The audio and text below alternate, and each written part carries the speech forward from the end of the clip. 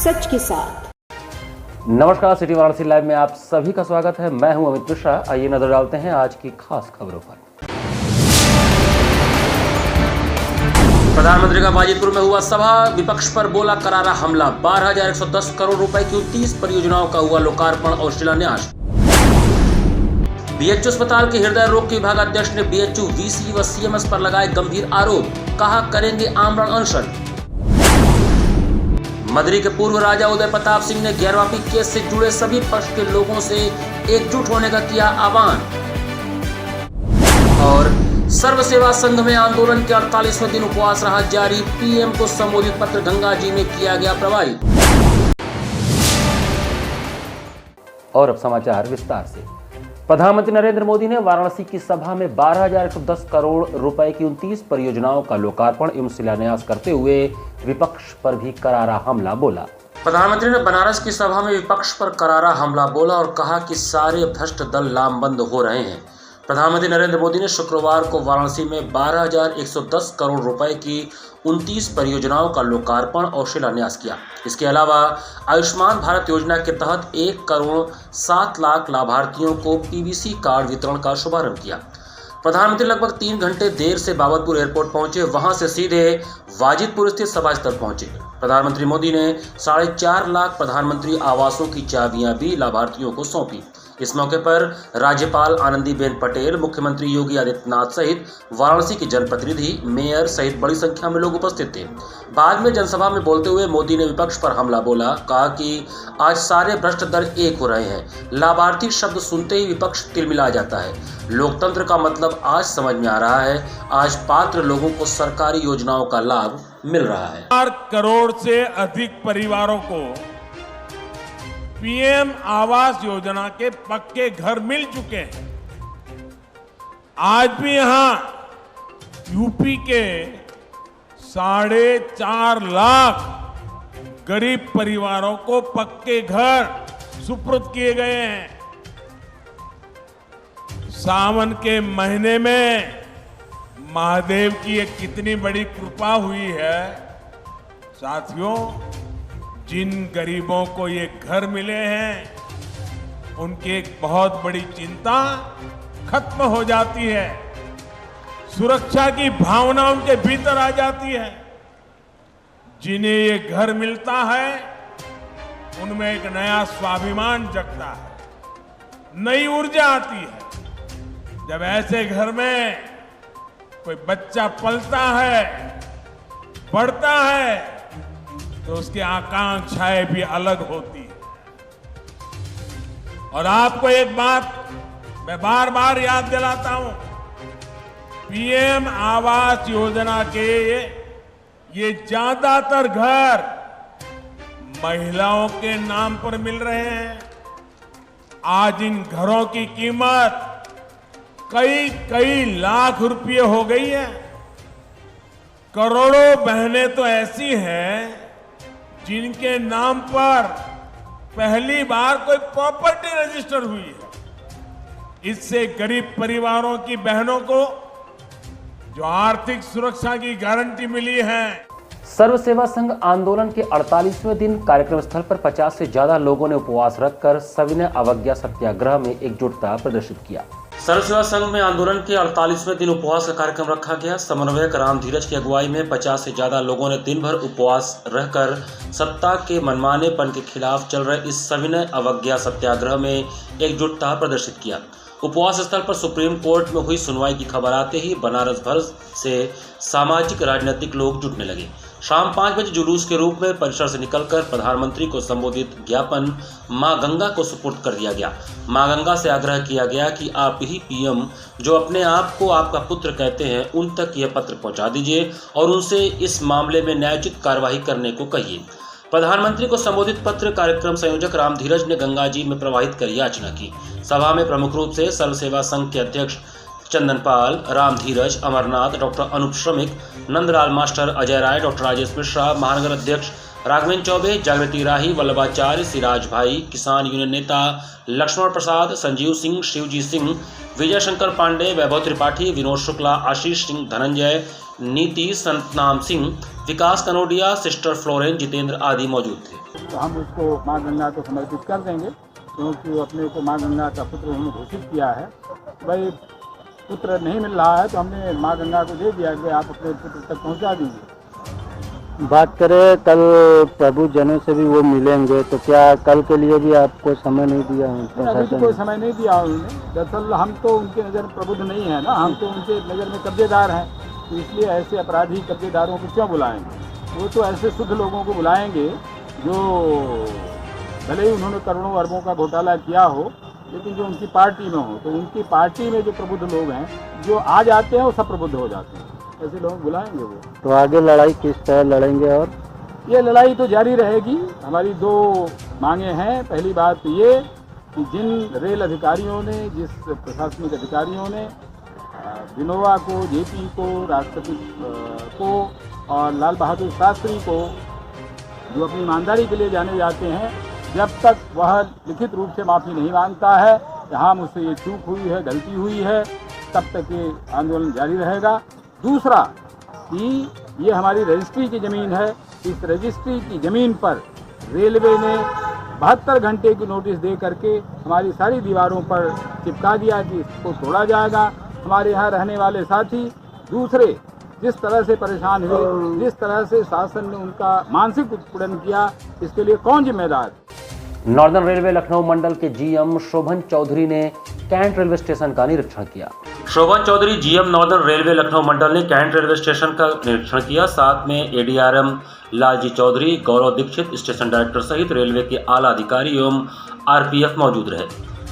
Cantt railway station पहुंचने पर northern railway के केजीएम शोभन चौधरी ने कैंट रेलवे स्टेशन पर बने नवीनतम फुट ओवर ब्रिज का निरीक्षण किया। उसके पश्चात रोपवे के हो रहे कार्यों का जायजा लिया और सर्कुलेटिंग एरिया में बन रहे कोच, रेस्टोरेंट्स, यात्री हॉल, आरक्षण केंद्र सहित पूरे सर्कुलेटिंग एरिया का निरीक्षण किया। निरीक्षण के बाद अधिकारियों के संग मीटिंग की तथा यात्रियों के लिए और क्या बेहतर कार्य किया जा सकता है उसके बारे में भी जानकारी ली।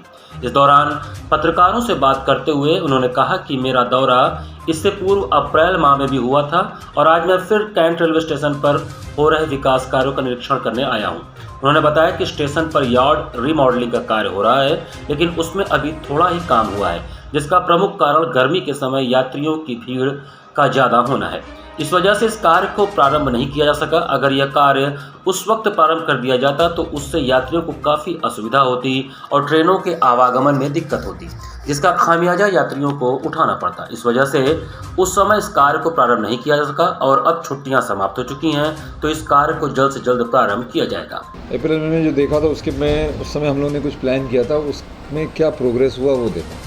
साथ ही साथ जैसा पिछले बार भी बात हुई थी कि हमें यार्ड का एक रिमॉडलिंग का काम हाथ में लेना है, वो किसी कारण से वो खिसकता जा रहा है।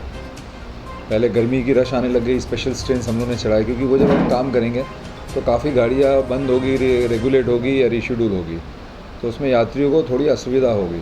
तो गर्मी के छुट्टियों के समय जब यात्रियों की संख्या ऐसी ज़्यादा रहती तो हम लोगों ने उसको स्टैगर किया था कि उस समय नहीं करेंगे। अब गर्मियों की छुट्टियाँ ख़त्म हो गई है, गर्मियों में जो यात्री स्पेशल चलती वो भी धीरे धीरे कम हो जाएगी, बंद हो जाएगी। तो अब हम लोग को लगता है ये उचित समय है वो काम को हाथ में लिया जाए।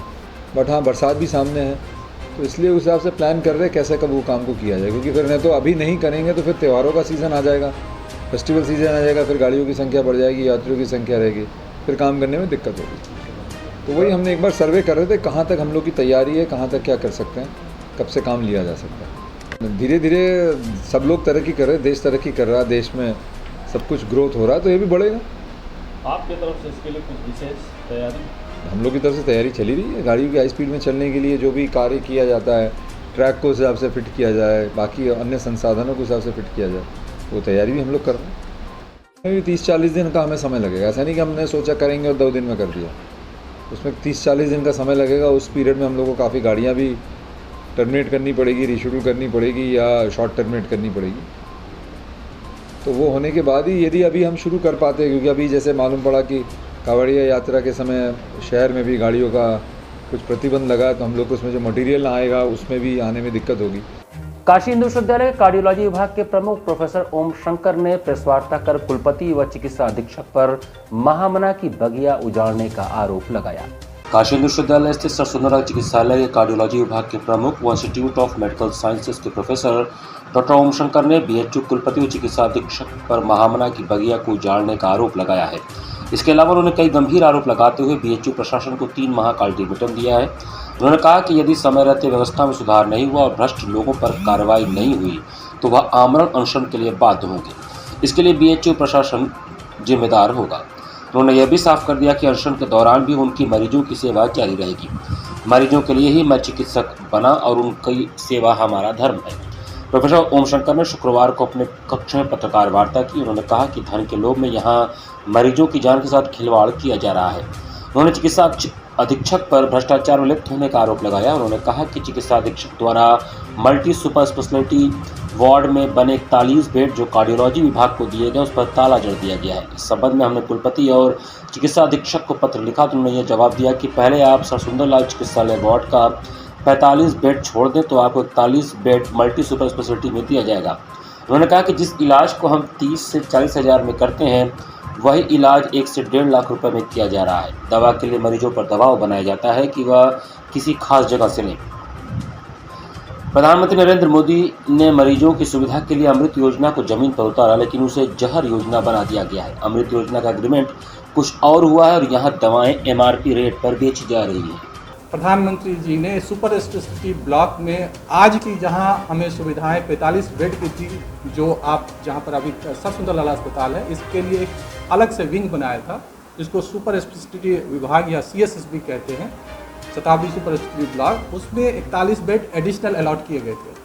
वर्तमान में ये जो चिकित्सा अधीक्षक महोदय हैं जो सर से पैर तक सिर्फ भ्रष्टाचार में डूबे हैं और जिनका काम पैसा कमाने के अलावा और कुछ नहीं है, वो व्यक्ति न सिर्फ अपने पद का दुरुपयोग कर रहा है व्यक्तिगत लाभ के लिए, बल्कि सामाजिक लाभ यानी कि 41 बेड जो हृदय रोगियों का है पिछले 1.5 महीने से कुलपति महोदय के साथ मिलकर ताला लगा कर रखा है और उस पर भर्ती नहीं हो पा रहा है। लगातार मेरे अनुनय विनय निवेदन करने के बाद भी, इतने पत्र लिखने के बाद भी, जिससे कम से कम 21,000 से ज़्यादा मरीजों को पिछले 1.5 सालों में बेड खाली होते हुए भी बेड नहीं दिया गया और इसमें से कई लोग अपनी जानें गंवा दिए, कई लोग अपनी ज़मीन जायदाद निजी अस्पतालों में इलाज करवा कर घर द्वार सब बेच डाले और गरीब से अति गरीब हो गए।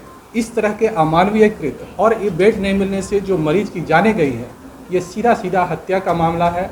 हत्या, गैर इरादतन हत्या का मामला है, इरादतन हत्या का भी मामला है और इस पर गंभीर धाराओं के अंदर तुरंत इन आपराधिक मामले दर्ज किए जाने चाहिए। चिकित्सा अधीक्षक और कुलपति महोदय को संविधान की अवहेलना, इस बनारस हिंदू यूनिवर्सिटी के एक्ट और इंस्टीट्यूट को धज्जियां उड़ाने के लिए, महामना के बगिया को बेचने के लिए तुरंत प्रभाव से इनके ऊपर कानूनी कार्रवाई की जानी चाहिए। वरना अगर ये बेड बनारस हिंदू यूनिवर्सिटी के CSSB में और सर सुंदरलाल अस्पताल में जो हृदय विभाग को आवंटित है, वो बेड अगर नहीं दिया जाता है तो 3 महीने के बाद हम आंदोलन, जन आंदोलन के लिए मजबूर होंगे और उसकी सारी जिम्मेदारी यहाँ के BHU के सभी अधिकारियों को, जिसमें कुलपति महोदय, निदेशक महोदय और भ्रष्ट चिकित्सा अधीक्षक महोदय सभी के सभी जिम्मेदार। यहाँ पर वक्त चला छोटे से ब्रेक का। बने रहिए सिटी वाराणसी लाइव के साथ। वाराणसी लाइव, सच के साथ। Facilities of Navneeta Kuvar Public School, quality education, well qualified faculty, dance, vocal, instrumental music, robotics, art and craft, skating, karate classes, indoor and outdoor activities, use playground for kindergarten and various types of games, math, physics, biology, chemistry lab and smart library, well maintained computer lab and classes, highly secure and GPS track conveyance facilities, educational based activities using technique tools and interesting methods for students. Navneeta Kuvar Public School, Swahi near BHU Hyderabad Gate, Varanasi. Mobile number 7311128462. Navneeta Kunwar public school. Swami Harsevanand public school वातानुकूलित छात्र छात्राओं हेतु छात्रावास की सुविधा, हरितिमा युक्त खेल का मैदान, indoor game, outdoor game, NCC, ABC certificate तथा कैरियर काउंसलिंग की सुविधा, विज्ञान, कला तथा कॉमर्स के साथ वैकल्पिक विषयों की एक लंबी श्रृंखला, कम फीस में उत्कृष्टम अध्ययन की व्यवस्था, शहर की सभी भागों क्षेत्र में बस की सुविधा, विज्ञान, कंप्यूटर तथा सभी आधुनिकतम प्रयोगशाला है, ऑडियो वीडियो क्लासेस की सुविधा। Swami Harsevanand public school and hostel, शिक्षण समूह, शाखाएं हड़वाघाट, Ramna, Varanasi. Phone number 9554995413। Jagatganj, Varanasi. Phone number 7408457111। Banpurwa, Ramna, Varanasi. Phone number 9554955412। Railway station road, Durg, Sonbhadra. Phone number 7081109710। Marsara, Ghorawal, Sonbhadra. Phone number 955496319495 एवं स्वामी हरसेवानंद महाविद्यालय Churk, Sonbhadra. Phone number 7081109711। Swami Harsevanand public school पाठशाला ही नहीं, संस्कार शाला भी है। I am a student of Jeevandeep Mahavidyalaya. I am proud of Mahavidyalaya for excellent faculty, best support and best infrastructure and best place. I am a student of Jeevandeep Mahavidyalaya. I am proud of Mahavidyalaya for excellent faculty, best support and best infrastructure and best place. I am a student of Jeevandeep Mahavidyalaya. I am proud of Mahavidyalaya for excellent faculty, best support and best infrastructure and best place. Corona virus ने देश में एक बार फिर से रफ्तार पकड़ ली है। ऐसे में जरूरी है कि सभी लोग पूरी एहतियात बरतें। घर से बाहर निकलते समय मास्क का सदैव प्रयोग करें। समय समय पर हाथों को सैनिटाइजर से सैनिटाइज करें। ज्यादा भीड़ भाड़ वाली जगहों में जाने से बचें। 2 गज की दूरी का पालन करें। स्वस्थ रहें, सुरक्षित रहें। जनहित में जारी वाराणसी लाइव। वाराणसी लाइव, सच के साथ। ब्रेक के बाद आपका स्वागत है। दलित बच्चों के साथ कमरे में अप्राकृतिक दुष्कर्म करने वाले एनजीओ संचालक सुनील कुमार शुक्ला को लंका पुलिस ने गिरफ्तार कर जेल भेज दिया। लंका पुलिस ने नगवा के दलित बस्ती के बच्चे के साथ कॉपी किताब देने के बहाने घर बुलाकर कमरे में अप्राकृतिक दुष्कर्म करने वाले सुनील कुमार शुक्ला निवासी भोगावीर, थाना लंका को गिरफ्तार कर शुक्रवार को जेल भेज दिया। आपको बता दें कि लंका थाना क्षेत्र के भोगावीर में एनजीओ संचालक सुनील शुक्ला द्वारा मासूम बच्चों के साथ अश्लील हरकत करने का मामला सामने आया है। मिली जानकारी के मुताबिक लंका थाना क्षेत्र के नगवा दलित बस्ती के रहने वाले बच्चे भोगावीर के एक एनजीओ संस्था में पढ़ते हैं। पीड़ित बच्चों के अभिभावक के अनुसार उस सामाजिक संस्था के अध्यक्ष ने बच्चों को नए कपड़े दिलाने के बहाने कमरे में ले जाकर अश्लील हरकत किया। किशोर जब घर पहुंचे तो संस्था के अध्यक्ष की गंदी करतूत अपने अभिभावकों को बताया, जिसके बाद पीड़ित किशोरों के घर की महिलाएं मामले की शिकायत लेकर लंका थाने पहुंची। लंका थाना से उन्हें संकट मोचन चौकी भेज दिया गया। संकट मोचन चौकी पहुंचने के बाद महिलाओं को प्रधानमंत्री के कार्यक्रम का हवाला देते हुए वापस कर दिया गया। जब पीड़ित किशोर के अभिभावक चौकी थाना का चक्कर लगाकर थक गए तो पीड़ित किशोर के घर की महिलाएं लंका थाने जाकर बैठ गए, न्याय की मांग कर रही हैं। आरोप है कि आरोपित संकट मोचन चौकी क्षेत्र में रहता और प्रभावशाली होने के कारण संकट मोचन चौकी प्रभारी मामले की लिपापोती करने में लगे हैं। सुनील शुक्ला है। क्या करते हैं वो? दशाश्वमेध और यहाँ 80 घाट पे आरती करवाते हैं, जो मेन उसका पंडित है, और शायद कोई संस्था चलाता है, क्या तो नाम है उसका, है नेता या कुछ भी है, हमको नहीं पता उसके बारे में। कब आपने कंप्लेन किया था? ये कंप्लेन हमने किया था 1 तारीख को, जो कि कार्यवाही अभी हुई है। अगला बंदा यहाँ आके पकड़ाया हुआ है, पर मैं चाहती हूँ कि उसको बल भर पहले पिटवाई हो, उसके बाद कुछ हो, कार्रवाई हो। हाँ, उस पर कार्रवाई हो, सख्त से सख्त हो। विधायक रघुराज प्रताप सिंह राजा भैया के पिता उदय प्रताप सिंह ने पत्रकार वार्ता करते हुए कहा कि ज्ञानवापी केस के सभी पक्षकारों को एक साथ आना चाहिए। प्रतापगढ़ में भद्री स्टेट के पूर्व राजा और विधायक रघुराज प्रताप सिंह राजा भैया के पिता उदय प्रताप सिंह ने कहा कि ज्ञानवापी केस के सभी पक्षकारों को साथ आना चाहिए। एक पक्ष के पैरोकार व विश्व वैदिक सनातन संघ के संस्थापक जितेंद्र सिंह बिसेन ने उन्हें पावर ऑफ अटॉर्नी दी है। कोर्ट में पेशी के दौरान पैरवी के लिए मौजूद रहेंगे और हर संघर्ष में खड़े मिलेंगे। इस मामले में गिरफ्तारी से क्या डरना, मेरी जान भी हाजिर है। वह गुरुवार शाम रथयात्रा स्थित एक रेस्टोरेंट में पत्रकारों से बात कर रहे थे। उन्होंने बताया कि समाचार पत्रों में जितेंद्र सिंह बिसेन के ज्ञानवापी से जुड़े मुकदमा छोड़ने की बात पढ़ी तो चिंता हुई, इसलिए उन्होंने जितेंद्र सिंह का साथ देने का वादा किया। उन्होंने बताया कि दूसरे पक्ष के एक अधिवक्ता ने उनसे संपर्क किया है, अगर वह साथ आते हैं तो उनका स्वागत है। उन्होंने कहा कि इस मामले से कुंडा विधायक रघुराज प्रताप सिंह राजा भैया से कोई मतलब नहीं है। इस मौके पर मान बहादुर सिंह, रविशंकर लाल श्रीवास्तव, अनूप सिंह, अजय विक्रम सिंह, सुरेश श्रीवास्तव, अनुपम द्विवेदी समेत कई मंदिरों के महंत उपस्थित थे। हाँ, हमको कुछ पुराना इसका इतिहास नहीं पता था। एक दिन मैंने अखबार में पढ़ा आपका स्टेटमेंट कि मैं परेशान हो गया हूँ, मैं छोड़ दूंगा मुकदमा। इससे बहुत हमको दुख हुआ। हमने तुरंत संपर्क किया, दिल्ली गए, इनसे मिले, अपनी तरफ से हमने कोशिश करी कि न हो वापस मुकदमा। तो बिश्रेन जी ने कहा कि आप रहिए हमारी तरफ से, पैरोकारी करिए। हमने स्वीकार किया। आपको क्या लग रहा है सरकार किस तरीके से इस मामले को देख रही है, इस पूरे मामले को जो ज्ञान माफी को लेकर चल रहा है, सरकार का क्या किस तरह का इसमें वो है रुझान है, क्या लग रहा है आपको? Please repeat. क्या सरकार का रवैया कैसा है इस पूरे केस को लेकर? हमको कोई ज्ञान नहीं है इस केस में सरकार के रवैया का। जी, अब तो अभी हमने जो सुना थोड़ा बहुत, अब कोर्ट में जाएंगे, कागज देखेंगे तो देखेंगे कि सरकार का क्या रवैया। अखिल भारतवर्षीय मारवाड़ी सम्मेलन की वाराणसी शाखा द्वारा मारवाड़ी संस्कृति पर विचार गोष्ठी तथा बाल व्यास श्रीकांत शर्मा का अभिनंदन समारोह आयोजित किया गया। अखिल भारतीय मारवाड़ी सम्मेलन की वाराणसी शाखा द्वारा समाज की अन्य संस्थाओं के सहयोग से मारवाड़ी संस्कृति पर विचार गोष्ठी एवं बाल व्यास श्रीकांत शर्मा जी का अभिनंदन समारोह आयोजित किया गया। मारवाड़ी युवक संघ भवन में आयोजित इस समारोह को संबोधित करते हुए बाल व्यास श्रीकांत शर्मा ने कहा कि भारत में संस्कृतियों की विविधता ही इसकी सबसे बड़ी शक्ति है और इसे विश्व के मानचित्र के शीर्ष पर स्थापित करने में सहयोगी होगी। हर संस्कृति का अपना एक स्वरूप होता है और विभिन्न संस्कृतियों के सामंजस्य से ही राष्ट्र का निर्माण होता है। मारवाड़ी संस्कृति का जिक्र करते हुए उन्होंने बताया कि मारवाड़ क्षेत्र हमेशा से ही वीरों, उद्यमियों, कलाकारों, समाज सेवियों की भूमि रही और समय समय पर इन लोगों ने आगे बढ़कर अपनी प्रतिभा और प्रदर्शन से देश व समाज का गौरव बढ़ाया है।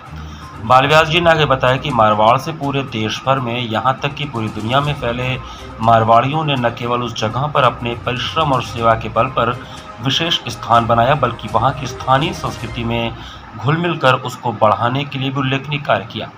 समारोह के प्रारंभ में मारवाड़ी सम्मेलन वाराणसी के अध्यक्ष अनुज जिडवानिया ने अपने स्वागत उद्बोधन में कहा कि मारवाड़ी समाज सदैव से ही सेवा व परोपकार के क्षेत्र में अग्रणी रहा है और काशी की प्रगति में इसका उल्लेखनीय योगदान रहा है।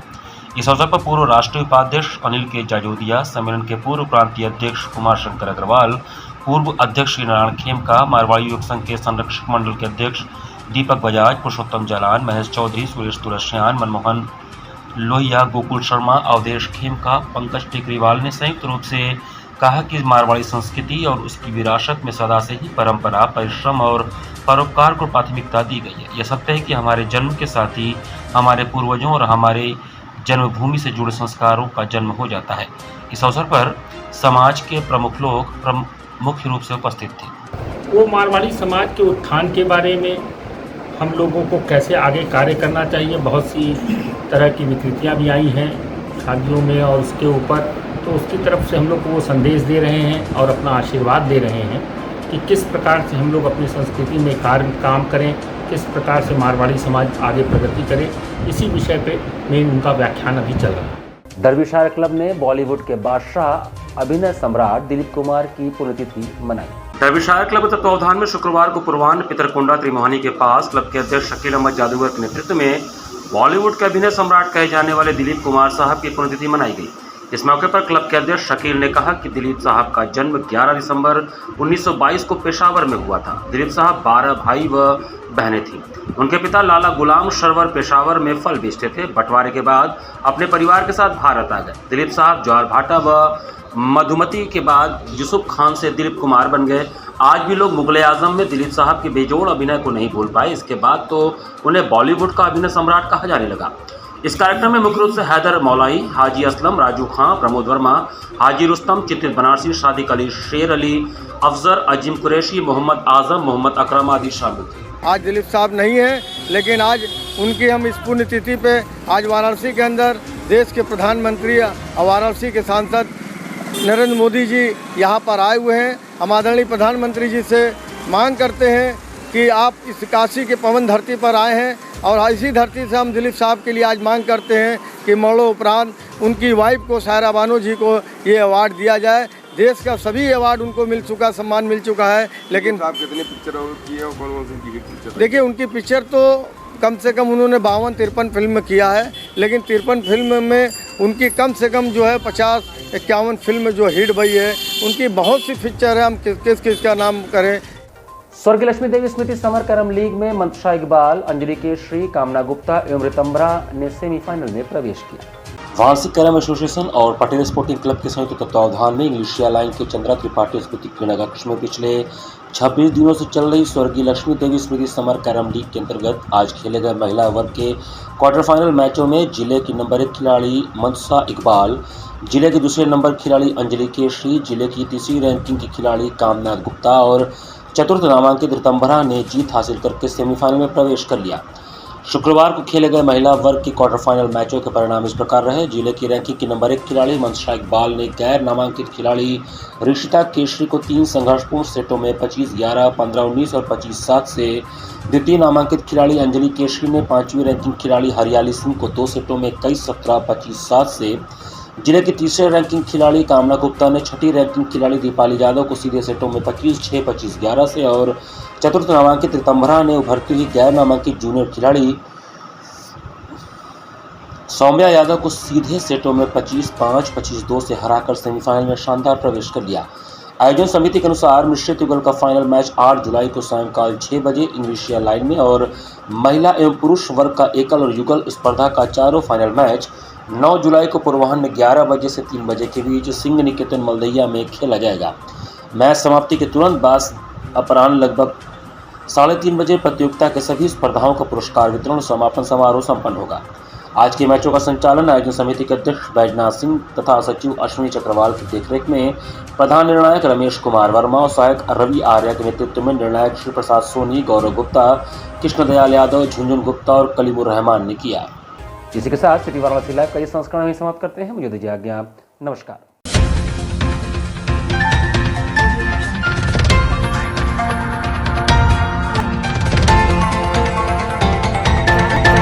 लाइव सच के साथ।